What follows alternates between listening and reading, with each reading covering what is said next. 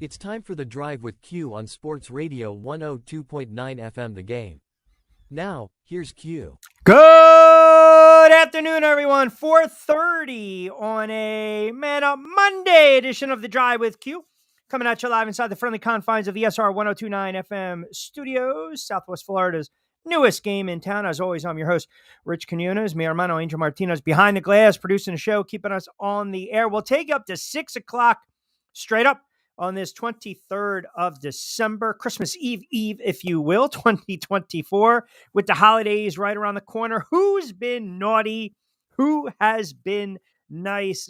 We've got a lot to uncover and dissect in the world of sports. As always, 727-858-6650. That'll get you involved in two-way sports talk. Bring something to the table. You can hit us up on X as well, at RichQ, IG, Facebook alike, and you can capture the show pretty much on a multitude of platforms, including Angel and I's YouTube channels, respectively, the X platform, Kicks, Rumble, all over the place, and Facebook as well. So, busy Monday. Hope everyone had a good sports weekend. The NFL, that's where we certainly start today. A little mixed bag with the NFL, a little college football. We got ESPN on ESPN Crime, but you guys know it is a Man Up Monday, which means, as I get the Duke, if you had a piss poor take on Friday or Thursday or whenever it was when we got off the air because we were traveling on Friday, if you came at me, if you trolled me, if you mocked, if you heckled, and now you have egg on your face, you must man up. That is the crux of a Man Up Monday. Now, conversely, it also goes the other way.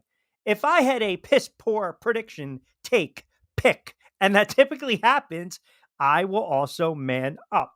Now, I will say this, for the Southwest Florida Bucks fans that were flapping their gums all week about Baker Bakefield and the Bucks, I'll have my words with you in a moment, but here's it. This is where we're at. The good, the bad, and the ugly of the NFL. Another weekend in the books. Obviously, we will cap off Week 16 tonight, Monday Night Football, somewhat of a snooze fest, the Saints and the Packers. But we got to begin with a couple things. And I thought yesterday was a perfect example of the value when it comes to the quarterbacking position.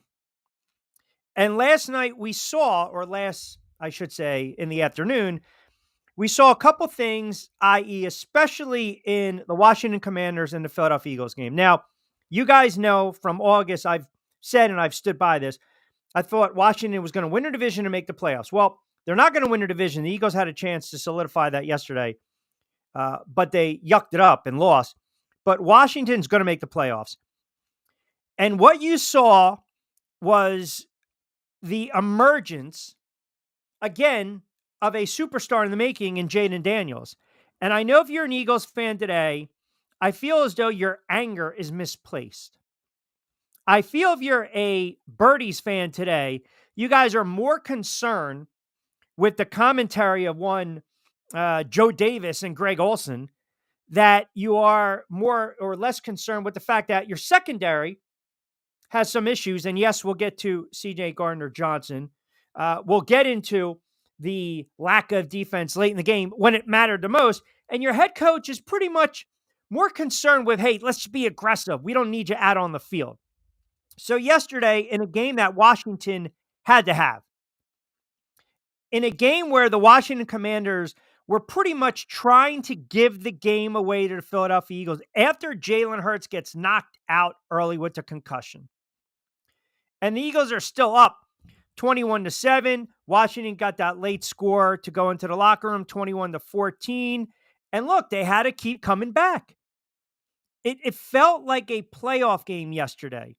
It really did. That game yesterday had the feel of a playoff game. It had the feel of an NFC East type of game. I mean, think about this. Philadelphia goes up 21-7. Washington comes back. They fumble. Then they get the ball back. They score a touchdown. Then they throw a pick a couple possessions later. Then the Eagles miss a field goal. I mean, you're going back and forth and back. Then another fumble. Then a touchdown. Then a touchdown. Then a field goal. Then a pick by Jayden Daniels. So after Washington falls behind late in this game, 33 to 26, 33 to 28, pardon me, 33-28. Eagles kick a field goal. And if you're an Eagles fan, you're feeling pretty good about yourselves. Now, I know during the game they were talking about when and where to use the 2 minutes. And we always have this conversation. I always believe this, right? I'm of the believer that, Washington could have saved another 7 seconds. They didn't have to worry about it. But here's where, if you're an Eagles fan, this is where you can't sit there and say, well, it's all on Devontae Smith for dropping an easy pass that closes out the game. Because that's what we want to do.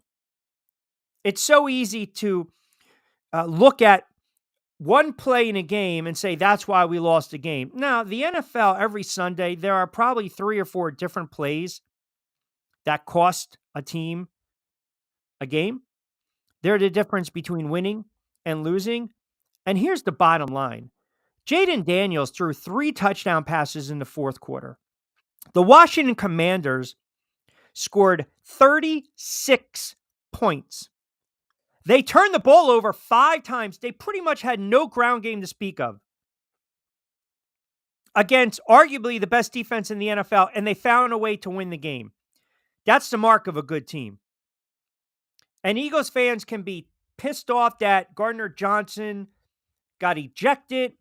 He's got to go on social right away, too, as soon as the game ends, and say whatever he has to say. It was selfish. I mean, and people don't want to hear that. You got to be a team player, man. You have to understand situational football. You can ill afford, again. There's a difference between playing with passion and just yapping up. Yap, yap, yap, and just talking.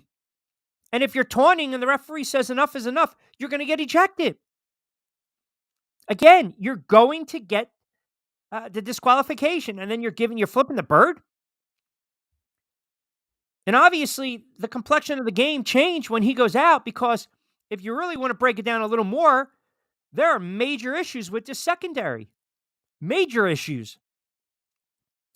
The Washington Commanders scored 22 points after C.J. Gardner-Johnson was ejected. Okay? Jalen Carter has 4 or 5 unnecessary roughness penalties. But again, Sirianni is more concerned about let's be aggressive. Let's be aggressive. Than keeping an eye on the field. So I don't want to hear this stuff today from the Eagles fans, about Greg Olsen or the commentary. It's like the Phillies fans with Joe Buck years ago. Joe Buck doesn't give a shit who's playing. He's calling the game the way he's calling it. Worry about the secondary. Worry about Jalen Hurts being concussed. Worry about Kenny Pickett being banged up. Worry about why they couldn't turn around and at least try to get the ground game going a little bit in the second half. And I get it. You're going to stack the box, but you're also supposed to have one of the best O-lines in football. That's a bad loss for the Philadelphia Eagles. Now, again, I told you, we talked a little bit about this. It's very hard to have that type of winning streak going into the playoffs. So, again, it could be a loss that actually helps the Philadelphia Eagles. It can be a loss where, okay, this is where we're at. And Saquon, I don't care if he gets the rushing record week 18 or 17, whatever the hell it is against the Giants. That means nothing to me at this point. You want everyone healthy if you're an Eagles fan. You want to be able to get the bye. You want it to be in contention for the top seed. Now it's looking at 2 or 3. You want that home playoff game, do you not? You want to have an opportunity to avoid the wild card, get a home playoff game. Then if things break, maybe host an NFC championship. The road through the NFC goes through Detroit. But the Eagles, again, you're going to trip up a little bit. Look, Buffalo struggled yesterday against New England. You're not going to be perfect every time out, but you had no business losing that game. Even with Jalen Hurts going out, Washington turned it over 5 times. You allowed Jaden Daniels to just throw it all over the field. I mean, that was bad. That was really bad. Mitchell's been good, but then he got beat on the McLaren 3rd and 8 for that 32-yard touchdown late in the half. About 5 left in the half or so. So you go from trailing 14-0, 21-7, and you're hanging on 21-14 at the half. Darius Slay, okay, so, but then he gets beat on that 51-yard reception on the 1st and 10 with 10:32 to go in the half. It changed the dynamic of the game, and that allowed the Washington Commanders to get to 21-14. You had a couple roughing the passer. Look, there are too many flags thrown. The Pickett interception, not good. Not good. Daniels made a couple mistakes, but then turned around and drove Washington the length of the field. It was like a picturesque veteran signal caller type of move, type of drive. And that's what you look for in an emerging star. So Washington gets the win. The Eagles see their long winning streak snap, and now they're in this precarious position where you look around the NFL, Detroit. I mean, listen, can we just really start to look at Detroit and say they are flat out legit? They are flat out legit. They just lambasted Chicago. And then Minnesota, who you thought maybe was going to trip up yesterday against Seattle, they had a gut check win because Slinging Sammy Darnold is playing lights out. And he's going to cash in. And now Minnesota's sitting there 13-2. I mean, this is where you're at in the NFL. Don't tell me games don't matter. Don't tell me it's okay to lose a football game. It's not. Because if Washington would have beat the Dallas Cowboys, then Washington's staring at an 11-4 record. That means they would be 4-1 in the division, 7-2 in the conference, and they actually could have been pushing the Eagles for the NFC East.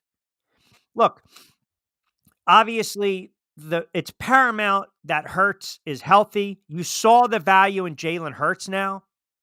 I think anytime your starting quarterback goes down, obviously, you're going to see the value when the backup comes in because the backup's not as good as a starter. If he was, he'd be starting, except if you're a New York Football friggin' Giant, which I'll get into in a couple moments.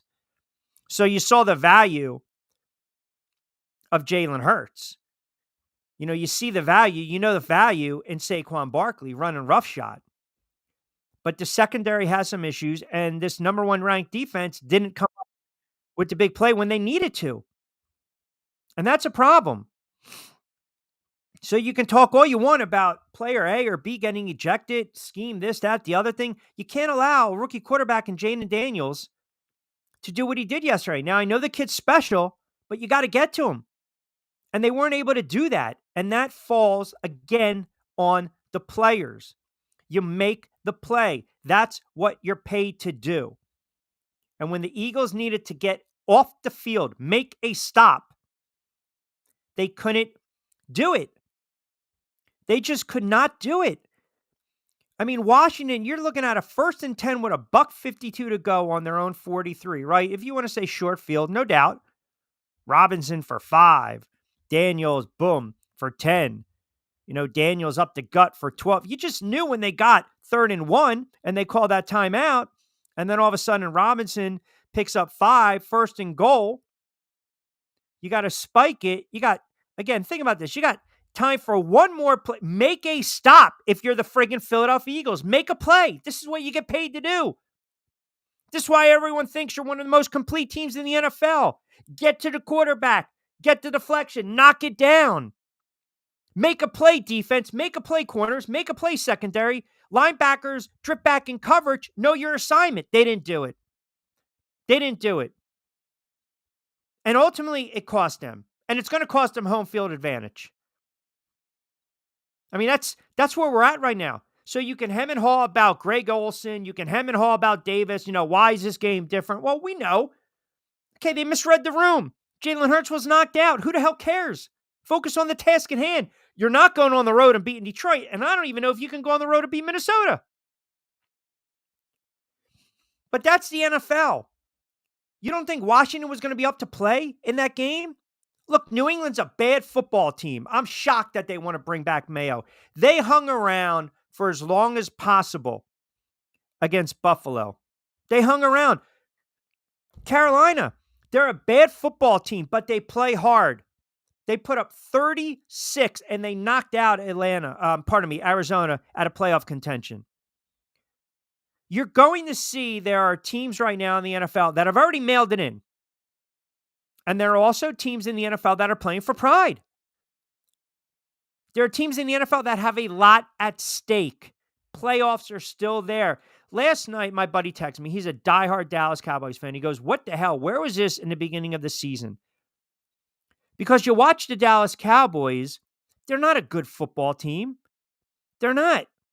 But yet, what do? They really just hurt Tampa Bay's playoff aspirations. They did. And again, Baker Mayfield, you guys were getting on me with Baker in the MVP conversation. I'm not going to say Baker played poorly, but he had to pick. You had to fumble. You had some lapses in the defense. Look, the run defense did their job. Dallas only had 31 yards on the ground, but they gave up way too much space when it came to CeeDee Lamb. They didn't get to Cooper Rush. They only touched him, I think, one time. And they were able to get to Baker. They were able to throw him off his spot a little bit. That's a bad loss for Tampa Bay. That's a bad loss. Dallas is playing for something. It looks like McCarthy's going to come back. So now you look around the NFC, Philly, Washington, Detroit, Minnesota, Green Bay. NFC South is a cluster. And then you look at the NFC West, and I don't think the Rams are that good, even though they won 4 straight. Seattle tripped up, Arizona, and then you got San Francisco, and they're done. Both those teams have been eliminated. You want to be playing your best football going into January. Your best, and it's very hard to sustain the type of level that the Kansas City Chiefs have sustained week in and week out. And even Kansas City is leaking a little bit of oil. You guys see it. I see it. We all see it. They're not a dominant team. They're not, but they're 14 and friggin' 1. You know, we saw later on Saturday, you kind of saw the Steelers are a fraud. I mean, I hate to say it. You're kind of seeing the Steelers are, okay, nice story. Fields and then Wilson, comeback player of the year, maybe. I think Sam Darnold's earned it right now, plus a new contract. Tomlin does what he does. They're 10-5. They've surpassed expectations. They weren't competitive against the Ravens. I mean, that game changed when Russell Wilson, you're talking about a veteran quarterback, slide the right way and he fumbles the ball, going in for a touchdown. The whole complexion of that game changed. This is where we're at. This is the NFL.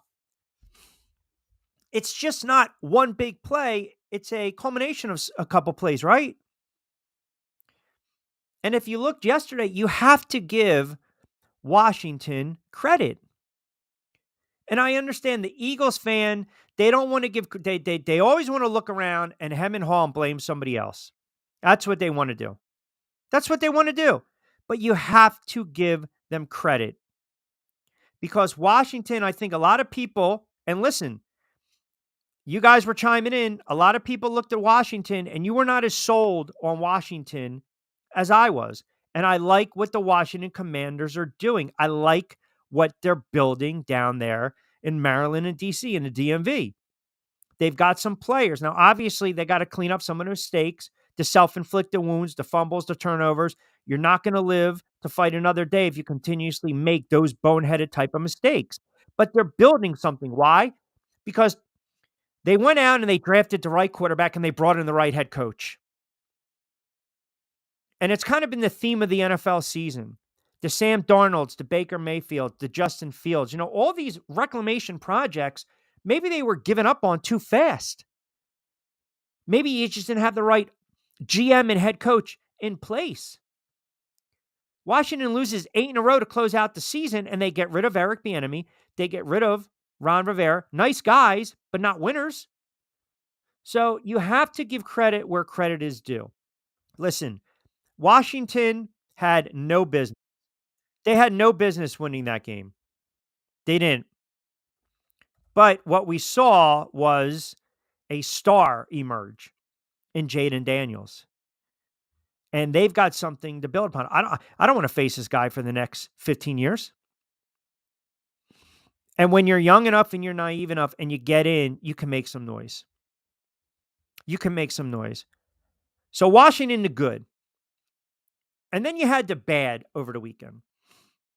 And that was once again the Bears. I told you the Bears were not going to win another game after that Washington loss. The Browns, bad. The Titans hung around. They tried to come back, but bad.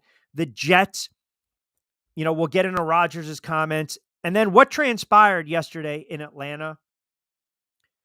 And I'm watching this game, and I'm saying to myself, okay, I've got some theories. What's going on with the Giants? Besides the point that they're just a horrible football team and franchise right now. There's no way you can justify keep throwing out Drew Lock. And it's pretty evident. The players won't admit it. John Mara won't admit it. Joe Schoen and Brian Daboll won't admit it. But this is the definition of tanking. This is the definition. I know people don't like that word. You know, they're just not a good football team. They don't have a good roster. Their head coach looks worn down, beaten, like he's ready to just throw in the towel. But you cannot justify throwing out Drew Lock. Now, for me, I told you, I want them to lose out. Go 2-15. You get that number 1 draft pick. Thank you very much, Antonio Pierce and the Las Vegas Raiders for the win yesterday against Jacksonville. Sorry, Jags fans. But now the Giants are sitting there in the driver's seat for the top spot, number 1 overall pick in April's NFL draft. And they need it because they can do a lot with it, whether it's Sanders, Hunter, trading the pick, what have you.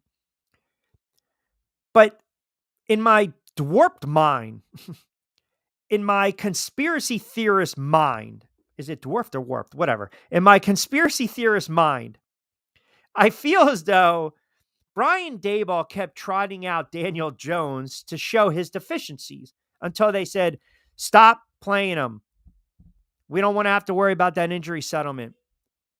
I feel now there is such a disconnect between the GM Joe Schoen and the head coach Brian Daboll where he's just going to throw out Drew Lock. I'd rather have Tim Boyle or even DeVito, who they both stink, but they're better than Drew Lock.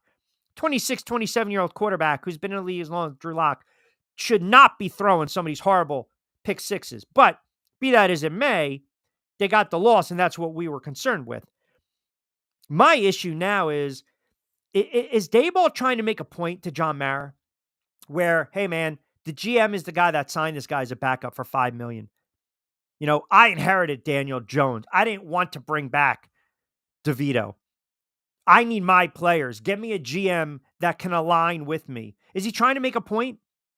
Because how else can you explain every single solitary week this team looks ill-prepared? This team is not competitive. This team has zero fight. This team has flat out quit. Drew Lock should not be throwing the friggin' football 39 times in a football game.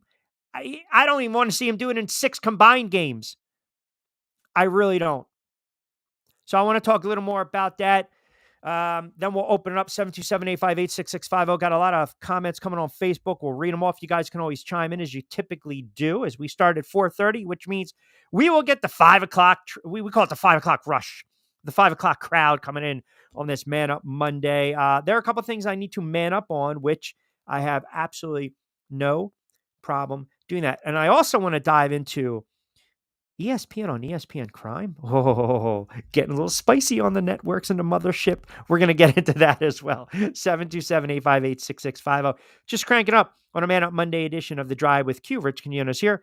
Miramano, Angel Martinez behind the glass. We're powered by our wonderful friends over at Play It Again Sports. Zen Auto Concepts, the #1 detailing shop in all of Florida. And of course, fresh roasted coffee. 20%. Use the promo code in my show notes on the YouTube channel, BYP20. Quick timeout. We'll come back on the other side. Adopt US Kids presents What to Expect When You're Expecting a Teenager. Learning the lingo. Today I'm going to help parents translate teen slang.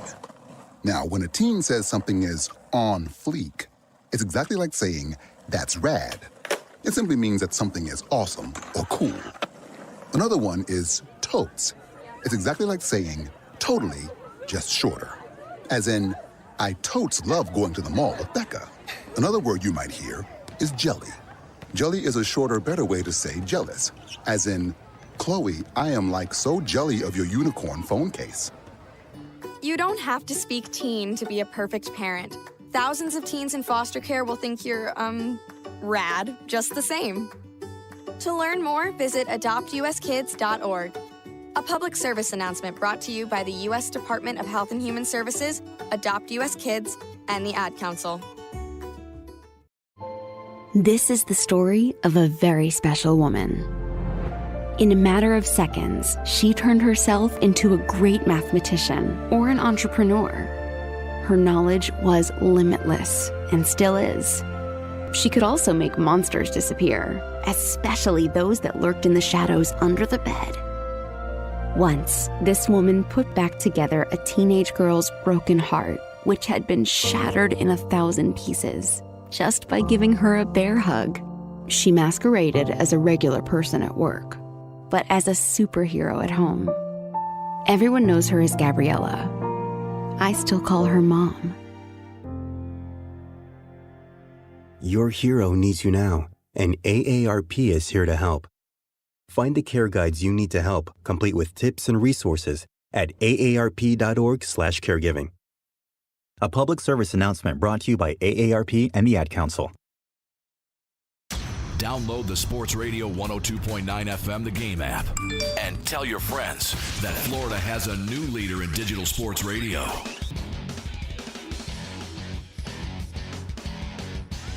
All right, fast approaching the 5 o'clock hour on a Man Up Monday edition of The Drive with Q. Coming at you inside the friendly confines of the SR 102.9, Sports Radio 102.9 FM The Game.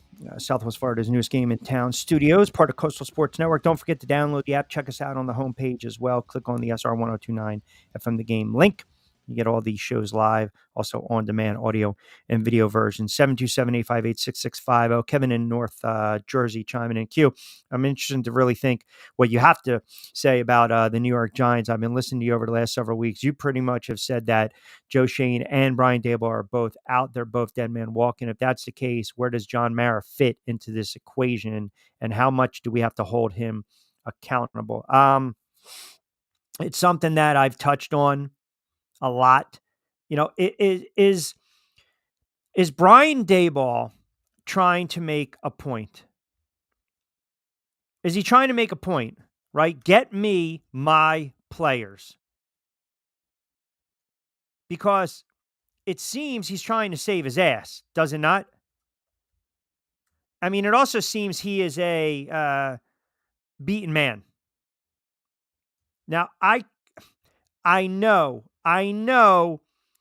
people hate the term tank. And I know in football, I've said it for years, you can't tank because that's when players get hurt. And by the way, Penix didn't look like he was,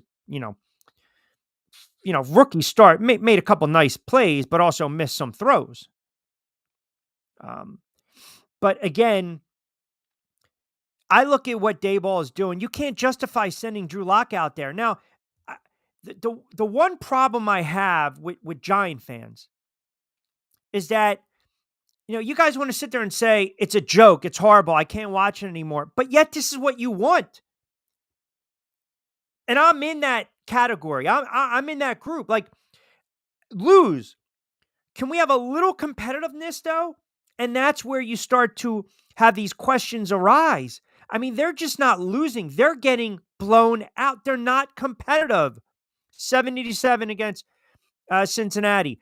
28-3 against the Eagles. 30-7 against Tampa. 35-14 against the Ravens. 34-7 against the Falcons. They've quit. They have quit. Not only have they quit on each other, they've quit on the head coach. And I believe the head coach has quit on them. I think the head coach is at the point where I'm trying to make a point.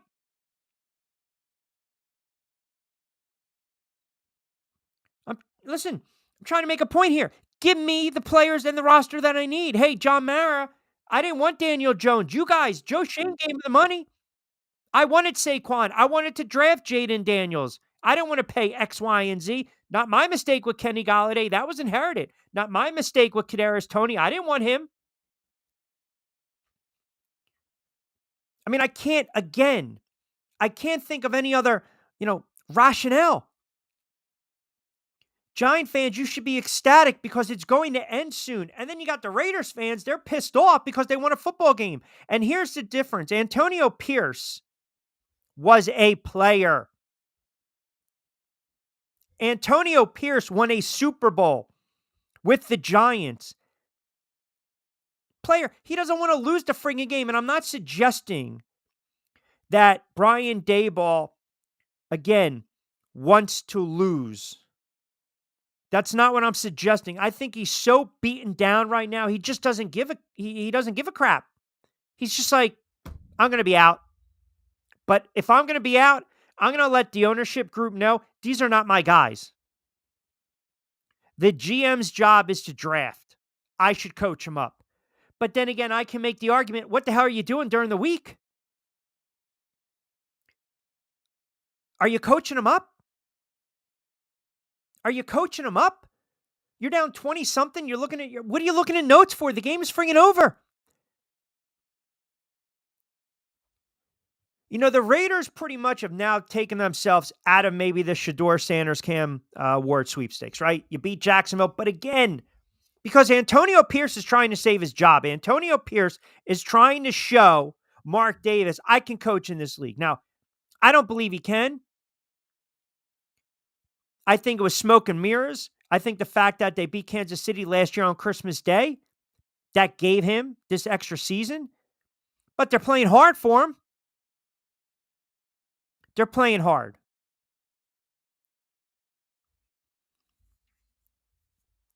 Paul chimes in, Q, you talk about the MVP race left and right. What about Jared Goff now? Has he overtaken Lamar Jackson? Has he overtaken Josh Allen? Josh Allen didn't play the best game on Sunday. I get it. They won. He made some mistakes. Yeah, again, we'll say that for another 20 or so minutes. Goff his team has dealt with a boatload of injuries. A boatload of injuries. Jared Goff, I think, has jumped Lamar Jackson, has jumped Jalen Hurts. I think now, we were talking Lamar Jackson, Josh Allen. I think Jared Goff and Josh Allen right now. I really do. 727-858-6650. The NFL, it's so hard to figure it out because I mentioned to you guys getting the right quarterback. That's what it's all about. Getting the right quarterback. And you want to build around that franchise quarterback, but you also want to have a GM in place. You want to have a head coach in place, and everyone, again, is on the same page. And sometimes that's not always the case. And if you have a head coach that's just trotting people out there to make a point or to spite the GM because the GM didn't draft his guy. Listen, the worst thing to happen to the Giants was to turn around and go on Hard Knocks. It's the worst thing. It's one of the reasons the Giants have dreaded doing anything like that. Dread it because, once you say the wrong thing and you got the issue with Saquon and Joe Shane somewhat disrespecting him, and you're talking about everything going on when he's talking to him on speakerphone, and Saquon having the ridiculous season that he is, he's going to be offensive player of the year most likely. He's very close to breaking the all-time single-season rushing yard record. I think he needs like 368, and he's probably going to get it. And it's just, the perception, the optics. Here we go. You let this guy. They should have traded him during the season last year. I screamed at the top of my lungs, trade him, get value. They didn't. And now he's blowing up on an Eagles team that if they can, figure out what's going on with Jalen Hurts, right? Clean up a couple things, they're going to be right there and most likely have a run to the NFC Championship. So when you fire that employee and then he goes to your competitor and he has great success, everyone's going to turn around, well, would you get rid of him in the first place? Or your bosses are going to be like, our production is 60% down in that division. Why'd you let go of, Lou?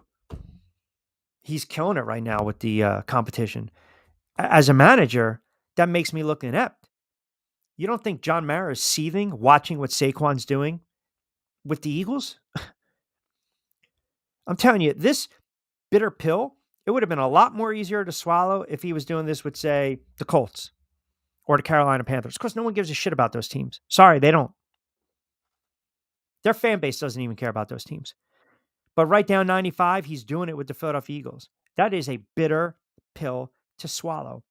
And it's because he gave the GM that power to make that decision. We're going to pay him, we're not. We're going to trade him, we're not. We're going to re-sign him. We're not. We're going to tag him. We're not. And also drafting said player. Evan Neal can't even get on the field. He stinks. He's horrible. And now you got an opportunity. If you're going to sit there number one, do you get rid of these guys and you bring in your own guys to make that decision? I don't believe they have the capability of drafting the right player. I believe the Giants are so inept, they'll screw up the number one draft pick if they get it. I thought yesterday was their best shot to win a game. Because now you've got the Colts, and the Colts are going to be playing for something because they're still mathematically alive in the AFC. And then, wouldn't it be something if Sirianni decides, I'm going to F the Giants and let's just sit the starters? But the funny thing is, you can do that and the Giants will still lose. Though, listen, at this point, man, it's like you're making decisions where it's 4th and 3. It's the last game of the season. I'm on the Eagles 35. Yeah, I'm going to go for the field goal. I'm going to attempt a field goal. When everyone knows you should be going for it, you got nothing to lose. It's not like the NBA. You can't flat out say, oh, these guys are not trying to win. You're just putting a bad product out on the field. It's exactly what you're doing. And we're seeing it. We're seeing it again all over in the NFL. I told you guys this last week. Look at some of these teams that are mailing it in. Jacksonville stinks. I'm sorry, man. I get it. They got Trevor Lawrence, the injuries, and Ingram. They're a bad friggin' football team. Sorry for you Jacksonville fans that chime in. They're horrible. I mean, you dropped 7 of 8. You hung around against the Raiders. You lost a bad game to the Jets. Okay, you beat the Titans, who we know kind of stink, but they play hard. But some of the games, the Lions game, you weren't competitive in. I mean, they're going to have a lot of questions that need to be answered in the offseason. Is Trevor Lawrence the answer? Is Doug Peterson the answer? I don't know. But they're not a good football team. Carolina's playing hard. How do you explain this to me? Carolina, we were killing Canales and Bryce Young, and now look what Bryce Young is doing. Carolina is playing hard. They're not a good team. They're 4-11, but they're showing you we're going to try to play hard. We want to play hard for our head coach. We're starting to buy in. When was the last time we can say that about a Panthers team? That you got players starting to buy in. Young is still a young quarterback. He is. But yesterday, he got sacked. He's been sacked 10 times in the last 2 games. He stood in the pocket yesterday. His numbers weren't gaudy. They weren't. But he scrambled. He moved around. He didn't make any mistakes. He threw a couple touchdown passes. He was efficient. He's playing with more confidence. We want to pull the trigger so quickly on some of these young quarterbacks. We want to get rid of the head coach, get rid of the GM. Okay, there are certain situations and scenarios where you should do that. New York, the Jets and the Giants, see ya. But in Carolina, they're trying to build something. In Indianapolis, they're trying to build something. Chicago, I don't know what the hell they're doing. The Jets, I don't know what the hell they're doing. You got Aaron Rodgers again going on McAfee playing this friggin' game. Aaron Rodgers showed you once again how petty and how selfish he is as a football player. You're talking about an all-time great who decided yesterday, man, you know what I'm going to do? I choose Angel. That's my guy. We're going to go 5-on-5. Let's go. And I'm just going to feed him the rock, man. I am just going to force feed him the rock. That's exactly what Aaron Rodgers did yesterday. It was a disgrace. I mean, you target Devontae Adams 13 times and Garrett Wilson gets what? 6 targets? Are you kidding me? Nobody cares when Aaron Rodgers has to say, get the hell out of New York. They're not going to say it, but get out of New York. They don't want you anymore. Ryan from the Northeast chiming in, Q, enjoying the show. Caught you guys last week talking about the Eagles and some of their deficiencies. So you mentioned that the turning point yesterday was C.J. Gardner-Johnson. Do you think this is an example of where he just needs to settle down, or this is the type of play? Or did the referees, were they too quick to pull the trigger on him? Appreciate you chiming in. But listen, if Sirianni's coaching this and they want that aggressive nature, we know the Eagles are a team that talks a lot. You know, they're penalized. You see some questionable calls and questionable plays, but yesterday I just feel as though hankies were flying all over the place. C.J. Gardner-Johnson is a guy that talks a lot. He couldn't wait to go on social media and explain himself. Nobody wants to hear it, man. Seriously. Nobody wants to hear it. I mean, I know Seth Joyner is so old school. I really do. But I feel as though Seth Joyner, because, everyone's sitting there saying, oh, this Eagles team is one of the greatest defensive. Man, go back and look at some of those teams that Seth Joyner was on. There's a reason, you have to value his opinion. And people think he's so old school, but, the Pitts, the Simmons, the White, the Hopkins, the Seth Joyner teams, the Clyde Simmons, those were great all-time defenses. So when Seth turns around, he's basically saying, hey, man, cooler heads, again, have to prevail here, right? And you're talking about C.J. Gardner-Johnson. And he said, basically, shut your mouth. Because it hurt the defense going forward. They scored 22-something points.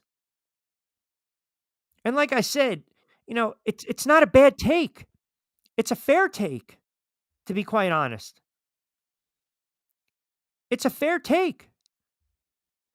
And remember, Jalen Hurts took that hard hit.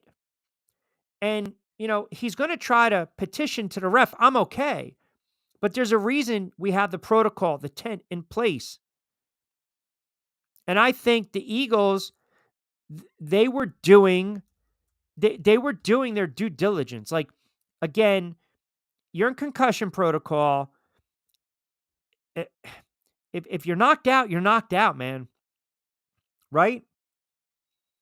If you're ruled out, you're ruled out. If the doctors rule you out, you're not going back in the game. So all I'm hearing today, you could have went back in the game. Yeah, you guys weren't saying that when you were leading, even though Kenny Pickett wasn't lighting the world on fire until Jaden Daniels throws what? 5 touchdown passes, 3 in the second half, 3 in the fourth quarter? Yesterday showed you that Jalen Hurts should be in the MVP conversation. No doubt. I don't believe, he's going to win it. But it showed you the value of Jalen Hurts. And you guys already know that. I don't need to tell you that. And Jalen Hurts' numbers this year, they're not off the charts. They're not. His yardage, he hasn't even cracked 3,000 yards. He hasn't turned the ball over, and he's also accounted for 32 touchdowns, 18 via the air. Jalen Hurts, you know why he's in that MVP conversation? Because he realized we got number 26. That's averaging 5.9 a carry. If we need to run the football 30 times a game, let's run the friggin' football. And by the way, yesterday, Saquon went off, and you didn't see a lot of touches in the second half. That also needs to be addressed going forward. You don't need to save Saquon Barkley. I get it. 29 carries, $150, but 68 came on that long run. He didn't have a ton of touches and a ton of yardage in the second half, watching him make adjustments. So everything goes hand in hand, man, in the NFL. Everything goes hand in hand. 727-858-6650. As far as everything else that transpired yesterday in the league, one of my biggest takeaways was also that we're at a point where I believe some of these teams in the NFL have to really take a deep look at themselves going forward and saying maybe the sexy name in the draft is not always the answer. Maybe it's, not what the people think, not what the fans want. It's the need. And how can we address it? And I bring this up to say this. The Pittsburgh Steelers, the Atlanta Falcons. Now, just follow me. Pittsburgh, Atlanta, Cleveland. That's 3 teams. The Jets, 4 teams. I'm trying to think. The Vikings, 5 teams. I can't throw Tampa Bay. Dallas, 6. You go back and you look at those teams. The Steelers thought, okay, here we go. Justin Fields. Get the league minimum, you bring in Russell Wilson. Doesn't work out. We're going to turn the page back to Russell Wilson, a veteran quarterback. Atlanta, we're giving Kirk Cousins all this money. We're bringing in the sexy name. We know the guy can play a little bit. We understand his playoff record. But We still draft Michael Penix. Okay, doesn't look to be like a dumb move anymore. It doesn't. Cleveland, hey man, let's pay Deshaun Watson all this money, but yet we're going to bring in a backup in Jameis Winston. Okay, controversy right there. You're going to have some issues in the offseason. The Jets, Aaron Rodgers is done. You're not going to have a quarterback. Minnesota, you're going to leave Sam Darnold. He's going to go get paid, and then you're going to think to yourself, okay, Daniel Jones, no. JJ McCarthy, maybe there's some issues going forward in that. Again, it goes back to the most important position on the field, the quarterback position. The quarterback position. And that's why you can't jump again the gun. You can't. You can't jump the gun on these guys. What do we got here? Marcus in Delaware chiming in. Q, did you see what some of the Philly beat reporters were saying about the Giants with the number 1 seed off the table? They can tank and make sure the Giants win to hurt their draft pick. It's just a stupid take. It is. And I said it before in tongue in cheek. What is that? Elliot Shore Parks, who's always trying to stir the shit. He's a jackass. It's a stupid take. It really is. It is. So if you guys are saying the number 1 seed is off the table right now, if that's what you guys are claiming, right? Some of the, the masses that, have the teams so far up there, when they're covering. The Eagles are 12-3. Minnesota is 13-2. And the Lions are 13-2. The Lions are 9-1 in the conference. Minnesota is 8-2 in the conference. And the Eagles are 7-3 in the conference. So, let's just say Eagles are beating Dallas and they're beating the Giants. That gets them to 14 wins. Are you telling me right now there's no way that the Detroit Lions can lose to Minnesota and San Francisco and pick up a couple more If you're basically saying right now it's totally off the table, yeah, the percentage is pretty low right now. But there's an outside if you kind of do the numbers and do the math. Minnesota is kind of the sticking point because Minnesota beats Green Bay. The Minnesota Vikings would be 14-2, and then they play the Lions. So again, it'll go by if you look at it right now. Let's see, home field scenarios, NFC home field scenarios. Okay, so the Lions are effectively that one contender, right? You got back on track. You beat up the Bears. Here we go. Okay. So let me break it down for you because I know what they're saying, but you can still get the 2 seed. You can still get and again, isn't it about playoff matchups? Right away? So Philly's loss prevents them from clinching the East. The magic number is still at 1 to clinch the division and all but lock themselves into the 2 seed. So again, if you do the math, and it's hard to kind of calculate in this regard, if we're going to go Philadelphia, the 2 seed, so that would be 1, 2, 3, 4, 5, 6, 7. Who would it set the stage for? Would they play the NFC South winner? Point being is, what if Saquon is 120 yards away from the rushing record? You really think Nick Sirianni is going to sit him if the Eagles have the 2 seed locked up and they can't get the 1 seed? You don't think Sirianni wants to stick it to the Giants and have Saquon Barkley rush for $160 and shatter the record? That's what I'm saying. Some of these takes are just, and I say it in tongue in cheek because of what transpired a couple years ago with Doug, but that was a horrible NFC East and the Giants didn't deserve to make the playoffs. Right? So, I don't know. I just think it's just ridiculous. If they're locked into the 2 seed, and again, no one's sitting there saying the Giants are going to draft one of those players that I mentioned. We have no idea. But if they do their job, even if the Eagles play their backups, who's to say Brian Daboll doesn't coach the game conservatively?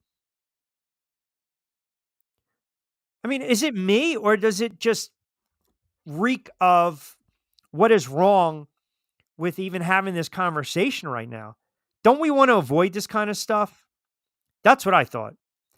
Because nobody wants to sit there and say, well, yeah, this is all about tanking.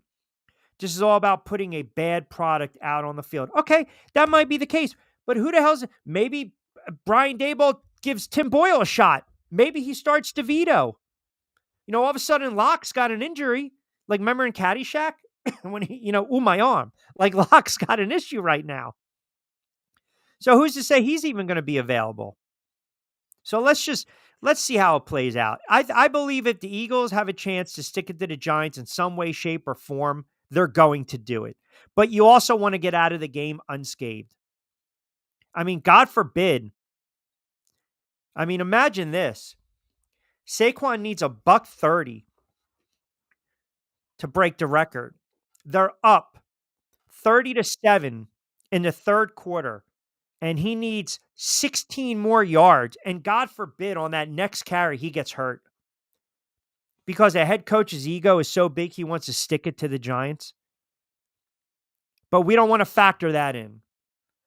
That's the price. You're trying to dance with the devil there, man. And that's never a good thing. I mean, Angel, I ask you, you're an Eagles fan. If they're locked in that 2 seed and Saquon's got a chance to break the record, do you want to see him do it against the Giants?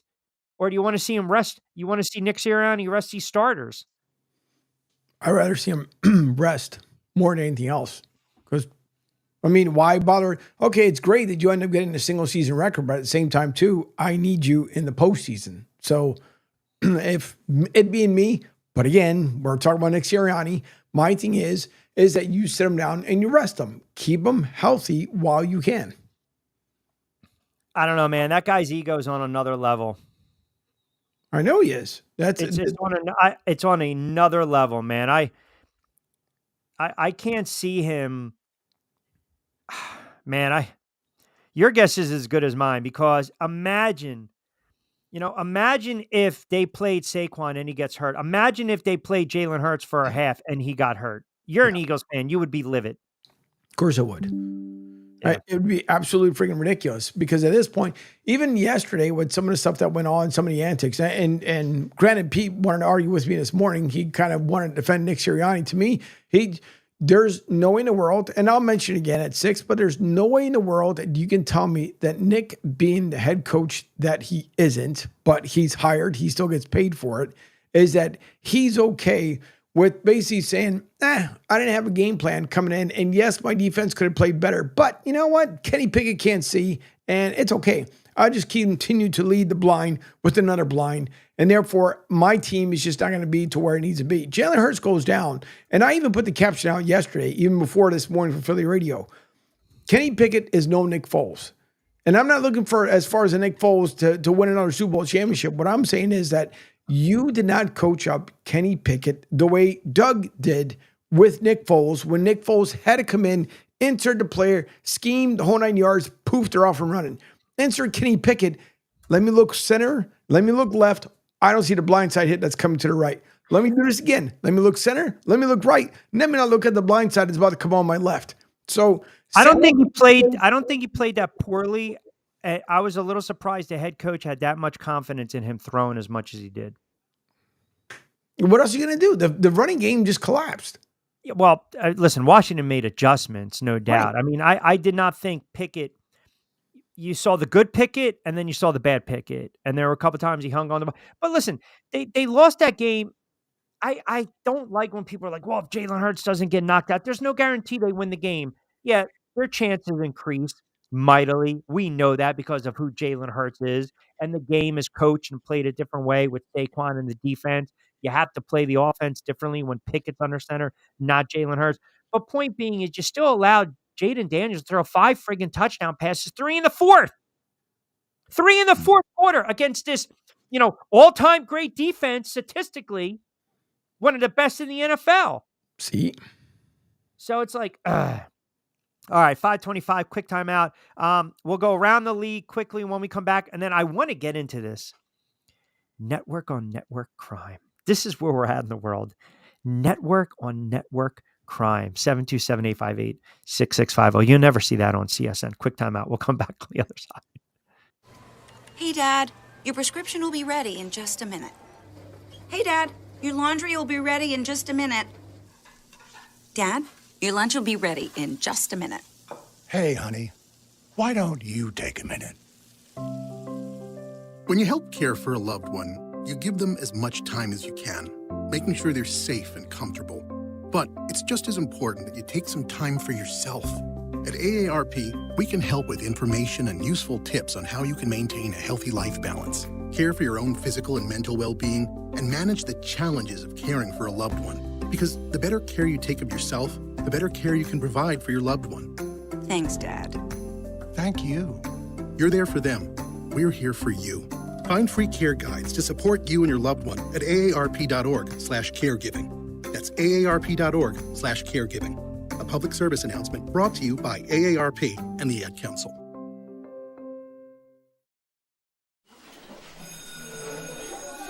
All right, class.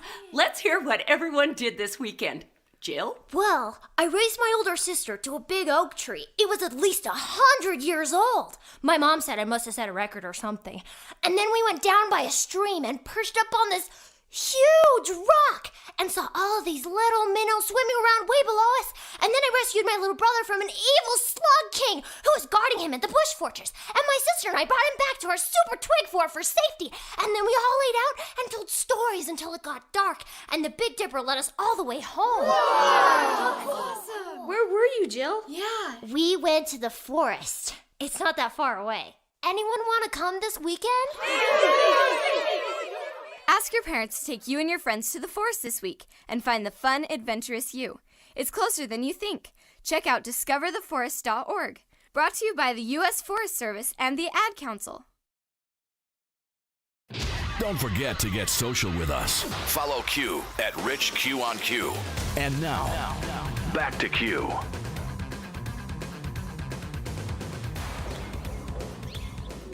All right, 5:30, about 30 to play with 727-858-6650, Monday edition of The Drive with Q. Rich Quinones here. Angel Martinez behind the glass. So over the weekend, you had the college football playoffs, and some of the games were competitive. Listen, some of the games weren't. I don't want to hear talking heads like Feinbaum sit there and tell me that SMU and Indiana, are frauds. And then we saw what transpired with Tennessee. Tennessee didn't even friggin' show up. So, shut up already. There's a difference between being a shill, right? You can't give Tennessee a pass. But what was funny, and you can't call SMU and Indiana frauds, and like I said, and just kind of dismiss Tennessee. What's funny now is this beef between ESPN, Shannon Sharpe, Kurt Herbstreit, because Kurt Herbstreit said the other night when Tennessee didn't even want to be there. I mean, let's be honest. Ohio State rolled them. Everyone knows that, a lot of national pundits over the years, they've gotten on Ryan Day. Should he not be fired? I know, again, I don't watch these networks like you guys do, but I find it funny when there's network on network crime. So I do. And I watched the game.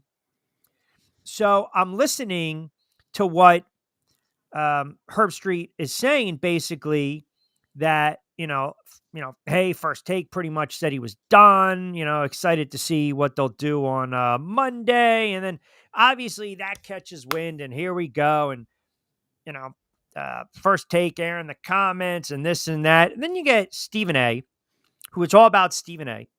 It's got not First Take. It's all me. That was Mike. Don't misquote. That's me. Okay, fine. That's fine. And then you got Shannon Sharpe. And Shannon Sharpe says, if we're going to be on the same team, if we're going to work for the same network, don't do that. Kurt, Chris Fowler, I promise you, if you ever mention any platform that I'm on again talking about, I wonder what they're saying. Hold on. There's more. I wonder what they're saying, okay, or what they're going to say as negatively. I promise you, ESPN ain't got enough bosses to keep me off y'all for what I'm going to say. Don't play with me. Now, you can sit there and say, Shannon's joking, but there's half truth behind every joke. And the irony is, with ESPN and these networks and some of these shows and these talking heads, they have made a living. They have made a living off ripping the asses of players and coaches and other members, contemporaries of the media for 25 years since these shows started to come in existence. So in one breath, you're going to get bent out of shape because a colleague made a little smug remark. And we know Herb Street has been known to do that. We know that. But yet, your foundation, your network is built upon what? Opinions. Stirring the pot. Making shit up. Trying to get a rise out of others. Going after athletes. Critiquing, ripping, criticizing, unfairly or not, foul or not, fair or foul, in or out of bounds. That's what they do. That's how they get paid. So when someone who you work with turns around and questions a comment or an opinion, you basically are threatening the guy? What? I mean, stop. Is the ego that almighty? It's just absolutely... You get paid for doing exactly what Herb Street did, having an opinion. You didn't like that the opinion was about your precious friggin' show. That's all that is. Like, get over it. You got your pod, you're ripping players left and right. You're ripping every day. Aren't those talking head shows? Seriously, we do it sometimes too. We're criticizing athletes and coaches. That's what we do. We're giving our take. We're giving our opinion. You got an opinion and criticism of me. That's fine. I'm not going to get bent out of shape. I'm not. If it's fair, that's one thing. If it's personal, that's something different. But even then, I don't care. I don't know you well enough for it to bother me. I really don't. So I don't understand why, Stephen, it's all about branding and marketing right now and caricatures. Okay, so you disagree with what Herb Street said. He's just tweaking. That's what he's doing best. And oh, by the way, where did he go to college? I mean, so it's like, I don't know. I don't even know if you heard it. I don't even know if you care. I don't even know if you want to comment, but I'm curious your opinion. Yeah, I didn't hear it. Then again, I'm not surprised by half the stuff these guys end up doing because they like to be critical and judgmental of each other. And I don't even know what's between Stephen A. Smith and Paul Feinbaum and then Sterling Sharp.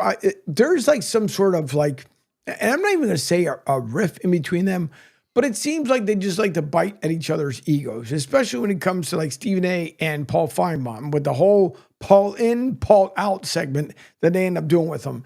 But I'm not surprised at half the stuff that goes on there in between those networks because it was not too long ago too the same way when they mentioned about obviously with Aaron Rodgers going on and saying that basically he doesn't get enough, airtime or whatever else you want to call it, but you've been on the Pat McAfee show consistently. So for you to say that, that's right. So you can't, how do you say one thing? That is an excellent point you just brought up. That's an excellent point. And McAfee is on ESPN. Right. And his YouTube channel. Yep. Yeah. So you can't turn around and say, well, I enjoy being here, but you guys only want to talk about me when I'm doing something wrong. Nah, you're talked about just about every single day. And because you were on the network with Pat McAfee, say whatever you want, go back to darkness, whatever it is that you end up doing. But nonetheless, you're still on there. So when, what was it, Mima Kim's, when she called him out basically and said, you're pointing fingers at us, yet you're on the network, Aaron. You know what it is? It's comical too, right? Because ESPN is all about, ESPN and First Take, it's all about hating, ripping players left and right, having opinions, calling for coaches to be fired left and right. But I guess they don't like it when the rabbit has the gun, right? I mean, think about it. Yeah. I mean, that's you don't have to watch that show religiously, but if you watch it over years, the whole show, every show now is basically, you're paying me to have an opinion. I want this guy out. I want this guy fired. What the hell is Eberflus doing? Get rid of Peterson. Get rid of Brian Dable. I can't believe Sirianni still has a job. Go fire Popovich. Get rid of Fisher. Boone's got to go. I mean, it's the same crisis. It's the same crap every single week, every single day. That's how they drive the ratings. So now you have basically contemporary who's calling college football, who's, oh, by the way, an Ohio State alum, and he turns around and he tweaks guys a little bit and you can't take it. Like, grow up. Thick skin. Yeah. Or lack thereof. And that too. But no, it's just, it's a constant thing with them. And again, there's been tons of changes. You have, what's her name? Nicole something or another. I mean, I don't watch it maybe as much as you might.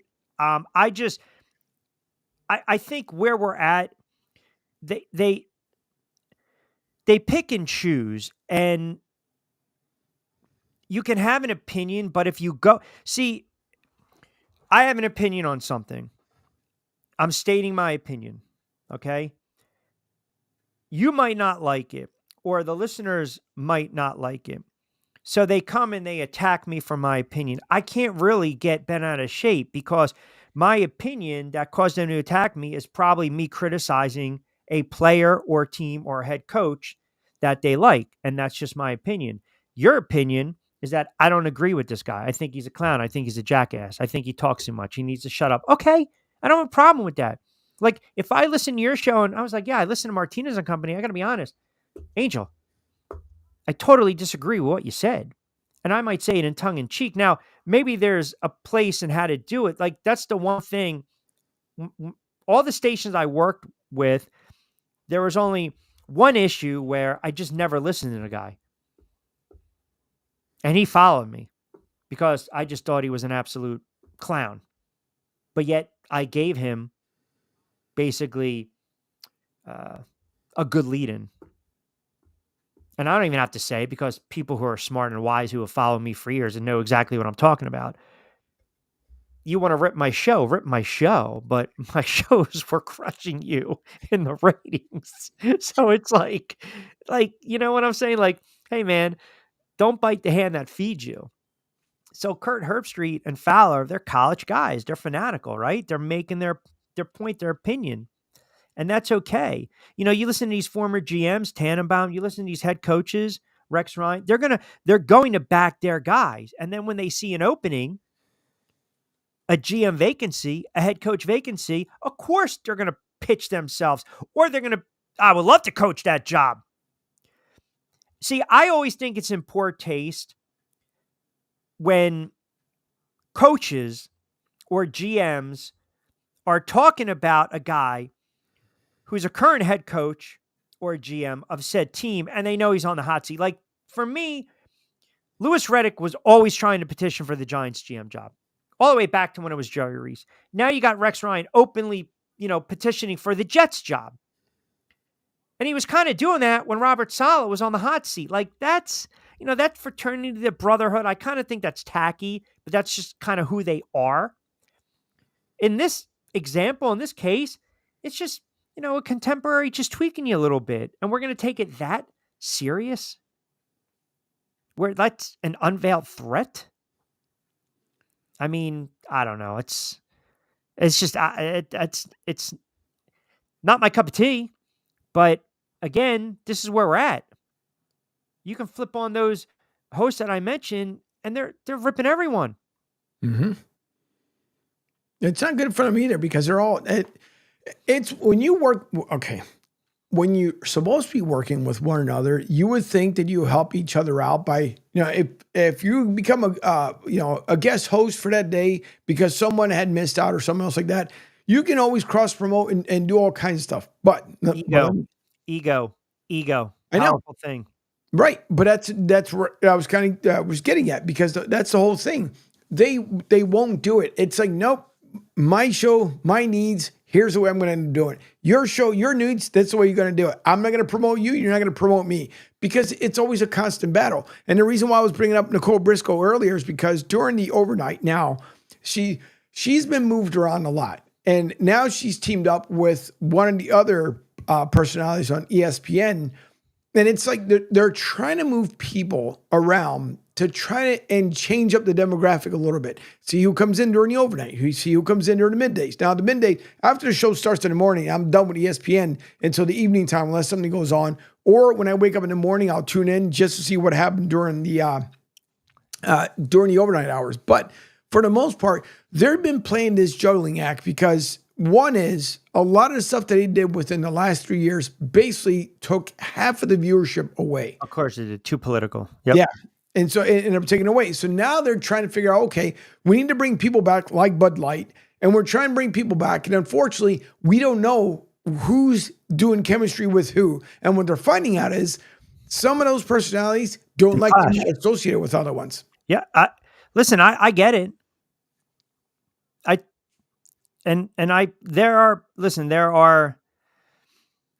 There are certain people that now I've always done shows by myself. When I was on the Fox Sports affiliate in Delaware years ago, I hosted myself. I had my producer. He knew his role. He was a great producer, a great board op. He was great at booking guests, and he would chime in from time to time. But I always fly solo. It's what I've always liked to do. And I was never one to kind of always book the show out with guests. It was just never my style.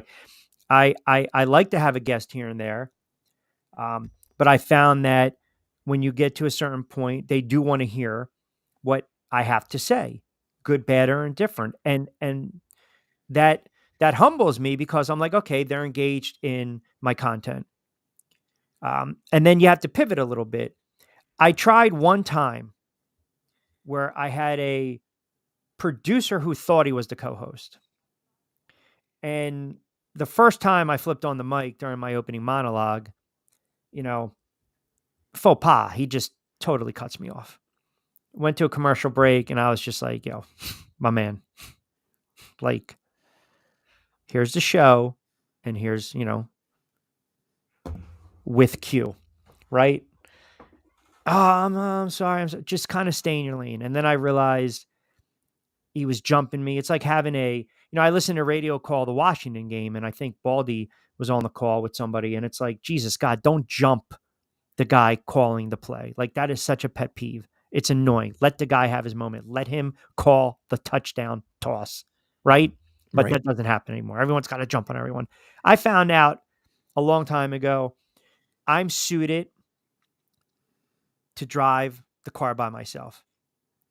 I can have a passenger that knows exactly where I want to go and totally gets my style.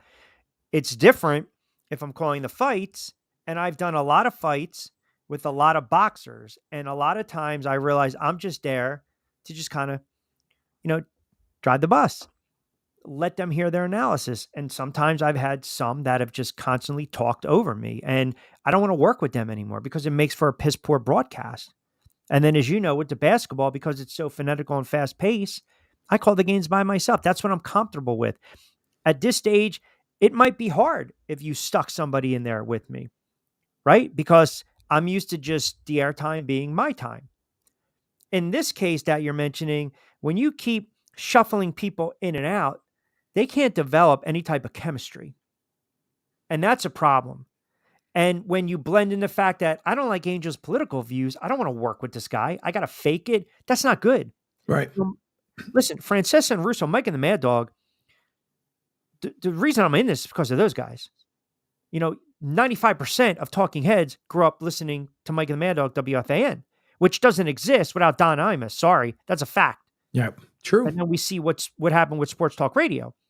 But even those two, towards the end, when they got bigger, and the Mount Rushmore, they got on each other's nerves because they want the airspace.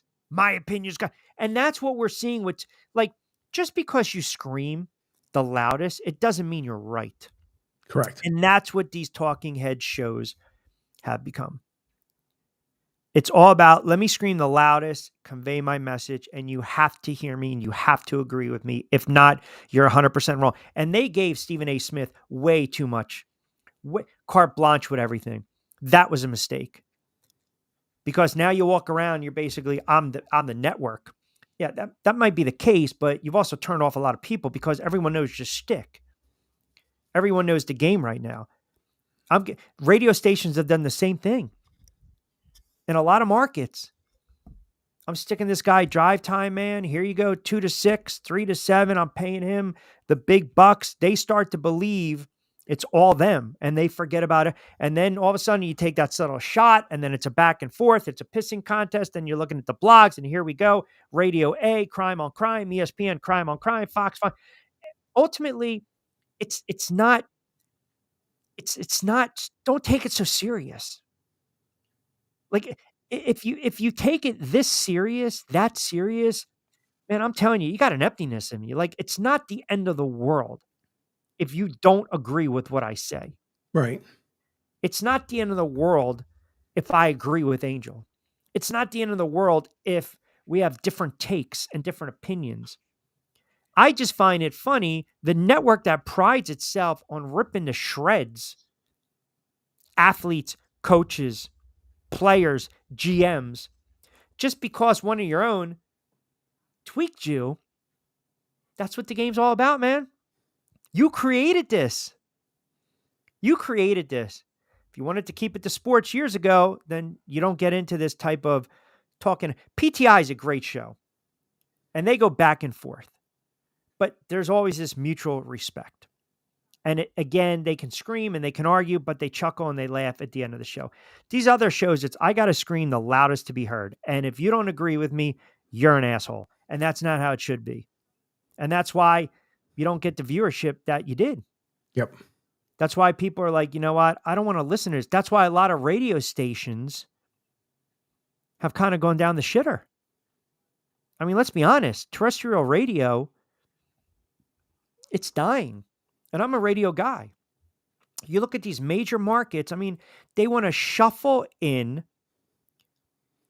They want to read. Philly's notorious for it. New York's notorious. We're going to just keep rotating. Sometimes you got to give different voices, different opinions, different views, an opportunity. But they're afraid to do it because they're comfortable with what they're comfortable with. You know, because they believe that the name 20 years ago still resonates with a young crowd. Now, it doesn't. There's only a few. Russo and Francesa. Those were the guys. You know, Rome's been able to have that longevity. Dan Patrick's been able to have that longevity. You know, I'm not really a fan of Cowherd. You know, and I don't even think he preps because half the shit he gets wrong. He's talking about players in the league. They're dead. They don't even play anymore, some of them. You know, and ESPN, you know, fact check some of these guys because they've made the same mistakes. But you can't criticize them because they'll scream on top of you. Look, I butcher everything. I make a ton of mistakes. Call me out on it. I don't have a problem. By the way, Marcus in Delaware chimed in. He wanted to know, Q, I saw an IG clip. Were you at the KO party in Delaware? I was at the Gillian Wallow knockout party in Wilmington at the Chase Center. And let me set the record straight, by the way. For those that think all this madness and all this nonsense happened, it's just, there was, I think, a miscommunication. I also believe that there were some people that were put in position that didn't know how to handle positions. And I'll say this, ultimately, the pay-per-view went on and the event went on. I did all my post-fight interviews. It was actually very interesting because that was a event where they basically gave me carte blanche if I wanted to curse during post-fight interviews. So, you know, you're talking 20 years it's been bottled up. It's like a sniper just sitting there and for 6 years every day never pulling the trigger, right? In the military. And then all of a sudden you want to go to a shooting range. When you come back, you want to let off steam. That's how I was. 20 years, can't curse on the air, doing broadcast. And I was like, really? And then it's my first interview I got. Oh, I let the expletives fly. The nicknames of these influencers were hilarious, by the way. They really were. Jay on Twitter chimes in. Q, did you see the video of Brian Daboll and Brandon Brown going at it on the sidelines? I mean, you know, an assistant GM chatting up with a quarterback. It's not common, right? So I think it's unusual, but they've got enough issues. Joe D. Q, I can't believe you haven't mentioned Mr. Baseball, the all-time Steelers leader. Ricky Henderson. Yeah, the man of steel. He was only 65. There was a great story. So John Olerud said Ricky Henderson went up to him one year and said, hey, there was a guy I played with the Mets last year that wore this really big helmet, kind of like the one you're wearing. And John Olerud said, that was me. We were teammates last year. Oh, man. Is that not great? I think one reporter asked Ricky Henderson one time, 40%, there's a poll that says 40% of the, or I don't know what it was, like 50% of Major League Baseball does steroids. And I guess his reply was like, well, Ricky doesn't. So that's another 40, whatever the hell it was. Like, but yeah, man, he was really great for the game. He was, especially when he talked about like, the Ricky doesn't do this or the Ricky slides. Oh, yeah. I mean, first person, man. First person. I mean, Hall of Famer, all-time stolen base lead. 65 is extremely young, but he was a threat every time he got on the base. By the way, you're also talking about a player that I also believe has the all-time record for leadoff home runs. He has close to 300 home runs, well over 3,000 hits, batted right around 280. Now he bounced around, obviously, but he played the game the right way. He never dogged it. He had a style, 10-time All-Star, won a couple World Series, AL MVP, I think, in 89 or 90, and was great for the game of baseball. But yeah, the first person. It was the best. You couldn't get enough of it. When he first started, it was kind of like, all right, that's kind of crazy. But then it became him. And that was the best part about it. And I know there was like shows like, SNL when it used to be good, they would say it like all the time because it's unique. And whether he meant to say it, who knows? But my thing was, it was guaranteed. When Ricky went up to the mic, it was never, ever a dull moment. No, he gave absolutely great sound bites. I know there is a game tonight if you guys are interested. And by the way, just to kind of wrap up the week that was, I love the Broncos. Got a man up. I loved them on Thursday night. Obviously, they didn't come through. Chargers beat them. Chiefs get the win. We talked about the Ravens, the Giants, horrible. The Lions, just Jared Goff, monster game yesterday. Well over 330, couple more touchdowns. Cincinnati, give this kid, Joe Burrow, and give these weapons a defense, will you? We talked a little bit about the Jets, obviously the issues with the Eagles and Jalen Hurts, see how that plays out this week as well. Because remember, you can't do any running conditioning for a couple days. You want to try to get some snaps and reps in. Pickett's dealing with some injuries. Buffalo got the win.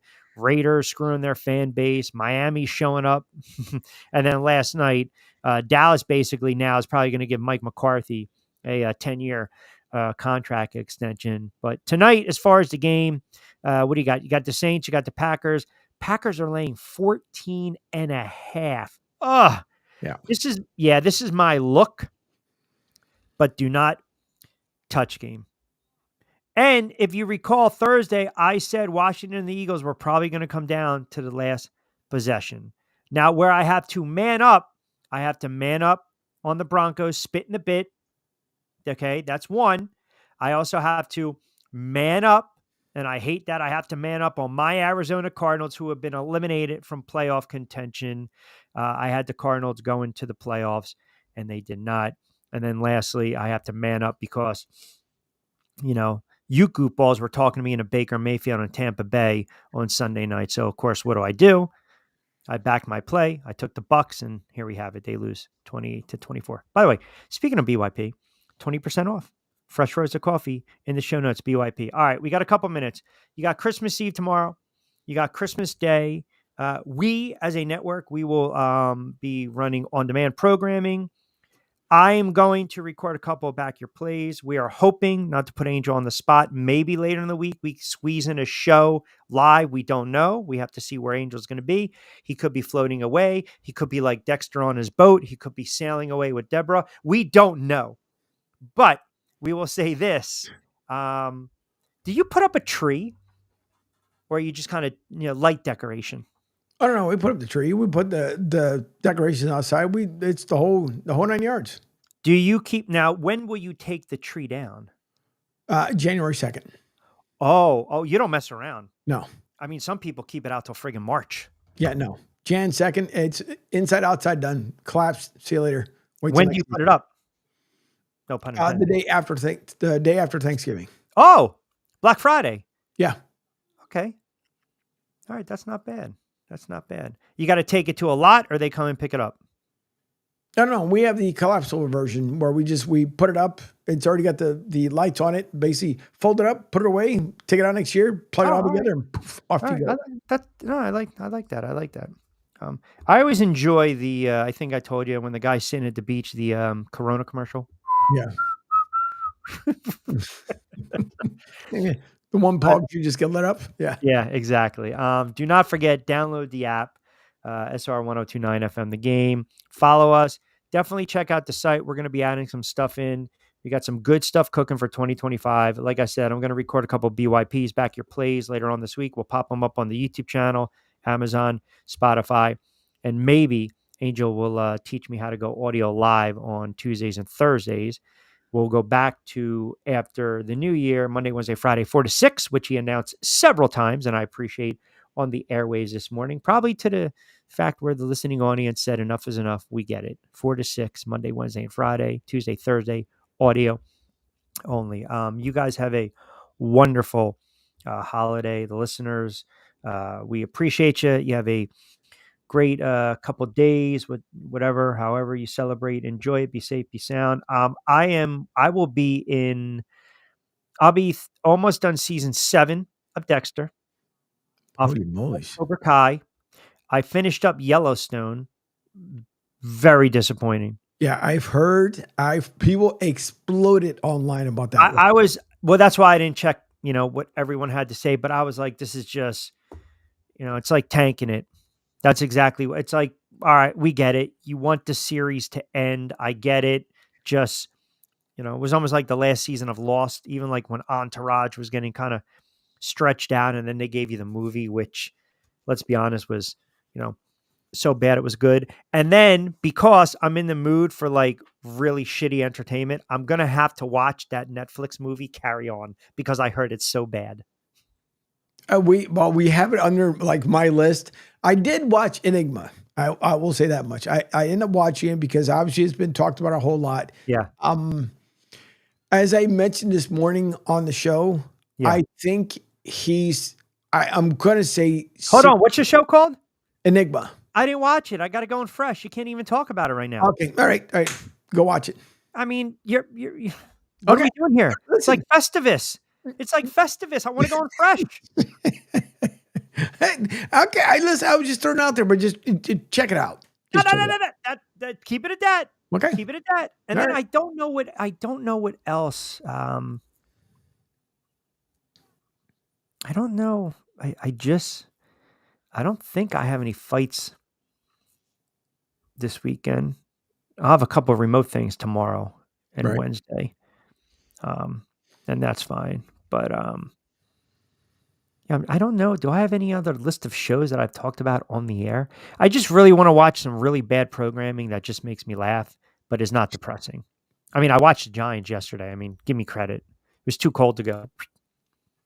Yeah, I would bet. I did see that you guys hit 30 degrees today for a high. It was poor dogs almost blew away. Chicken's I didn't sign up for this. Where are we going to warm weather? This is enough. Oh, from Puerto Rico, man. Probably, that's what I mean. She didn't sign up for it. No. But I found one thing out. The cold, she's a warrior. The cold doesn't bother her, but her ears just flop. They look like flipping the pigeons. So, all right. We got Jay coming up. Keep it locked in. Always appreciate you guys. Good stuff with the Facebook comments. And we'll put the show up on demand. Hope you guys have a wonderful and happy and safe holidays. Angel, be well, my friend. We will definitely talk in a couple of days. BYP will pre-record and load that up. Lloyd Vance is going to join me. Also, Costco on college football. We'll put that on the YouTube channel. Rich Q on Q. Have a wonderful Sports Monday. Enjoy your holidays. Merry Christmas. Happy Christmas. Feliz Navidad. Whatever you guys want to go by that. Enjoy it. Be safe. Be sound. We'll be back in the saddle later in the week. As always, I'm Rich Quinones. Hasta luego. Buen día.